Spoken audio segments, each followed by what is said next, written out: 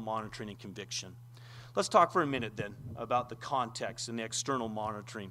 Where are some places to start, some areas to focus on? First off, start with yourself. Start with your own example. Start with your own things that children will see in your attitudes and definitely in your behaviors. As a society right now, we're engaging in what a colleague of mine would call verbicide, the death of a word. We are killing words as we change their meaning and their understanding. Two words that we are killing their meaning in society today are the words adult and mature. For mature audiences only, right? It's adult material. Well, what in the world does a teenager want to be? An adult and mature. So as we start to use those as labels for pornographic and suggestive media, we're labeling to children. Now, this isn't inappropriate. In fact, your use of it will help move you into the appropriate stage. But it also becomes our approach as parents and adults that if we have inconsistencies in our messaging and in our lives, do we do this in our own lives, in our own approach to things? Do we tell ourselves, well, this is okay for me, this is okay for us, but not okay for our children? Children will see that inconsistency of message, and we ultimately will not create the context that's needed. We must create protected environments for our children. This does involve parents being knowledgeable, very proactive about monitoring and filtering and protecting the media that we have around us. The one area that I see many parents falling short on this now is cell phones. We safeguard our computers, we safeguard our other media, and then we turn around and hand 10-year-olds, 11-year-olds cell phones. Oftentimes with internet access, but also then just tying them into unmonitored communications and interactions in other areas. We also must safeguard gateway media, what I would call pre-pornographic images. In my clinical work and therapy work, and as I've worked with people around pornography and around their recovery, almost always their stories begin with them becoming involved with media that would not be necessarily labeled as pornographic, but it was suggestive, it was immodest, it was unchaste. And many times we're not as careful about that media coming into our homes, nor do we see that media through the lens of what, say, a 12 or 13-year-old boy would see. Let me give you an example of this. One young man I worked with in his therapy around a beginning pornography pattern, and wise parents who brought him in, and I was very hopeful that we were able to do something for him very early. But as part of the discovery, the mother had found under his bed a folder of cutout magazine pictures. Not what we'd necessarily label as pornographic images, but Victoria's Secret images, okay? Seductive images. She kept asking him, where did you get these? Where did you get these? And he'd never tell her, never tell her. Finally, in the safety of the clinical context and our discussions together, she brought this back up and said, you never told me where you got those.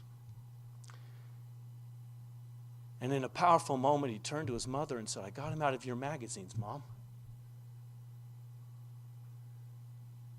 She had to sit and think about what was in her home.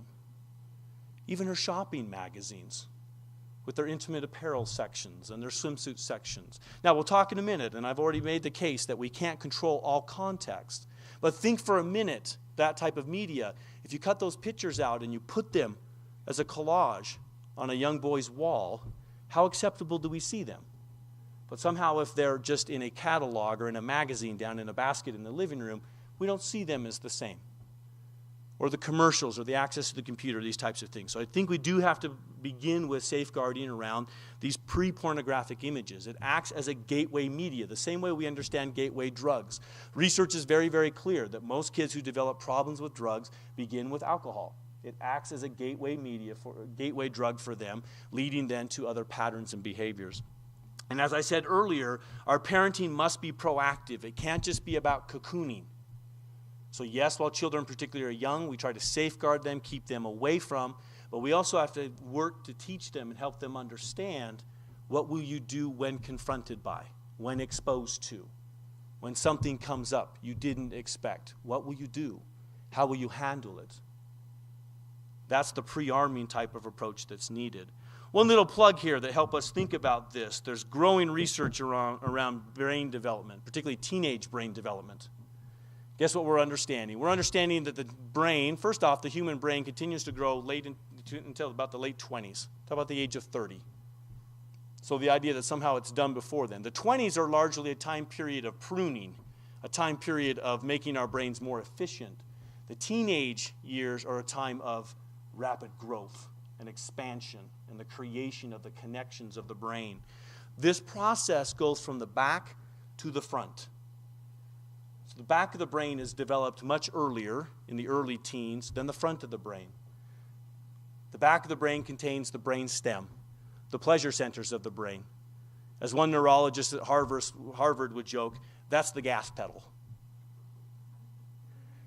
The front of the brain is the frontal cortex. That's our reasoning, our logic, our conscience, our decision-making. That's the brake. So what do we see for many children? As children are growing, they have the gas pedal without the brake. So in that context, we see as much how important then this type of external monitoring is. That's really what we're doing, is we're safeguarding children until they can get to a time where they can start to safeguard themselves, to give them that chance. Unfortunately, as anyone who works in the addiction recovery area would tell us, that most of our individuals struggling with pornography began their patterns very early in this process and in this pattern. So it helps us see that oftentimes those patterns are ingrained and happen well before many young children have even any sense of what the consequences or the longer-term view of this. This makes this so important and so critical for us to make as a big, important part of things. So what can we do? In our families, we must work to limit access. Okay? We continue to warn and to educate, to help people understand how to do this, and we do continue to have a pattern of filtering and monitoring all media use, safeguarding those contexts and environments. Also, in a context like ours tonight, appropriate for us to say, what can we do in society? In society, in our efforts to be advocates, we need to look for ways to limit accessibility. And there are ways then for us to look for ways that can we see how to then safeguard and to reduce the prevalence of this or change the basic mechanisms. There's some working in these areas, for example, of how can we segment the internet, and are there ways for us to then use technology that people can filter complete areas of sites and these types of things. How do we limit the accessibility and make it more difficult and work within legislative processes and legal processes and advocacy processes to limit the accessibility? These become the two areas of focus. And as I've said, this is an area that I think we've most heard, and the word is out. And now again, each of us needs to take personal inventory. How well are we doing? Do we really know how to monitor and filter the media in our home? Do we still have 12-year-olds in our homes that know more about our computers than we do? If the answer to that is yes, it's very hard to believe that you can adequately filter and monitor something like that in your home. We must be the experts. We must be able to see that and to take care of that. Here's where I'd like to focus, though, my main remarks tonight. This is my call for us. This is the area that I think is most needed for us to change and to bring about a different pattern in a different culture.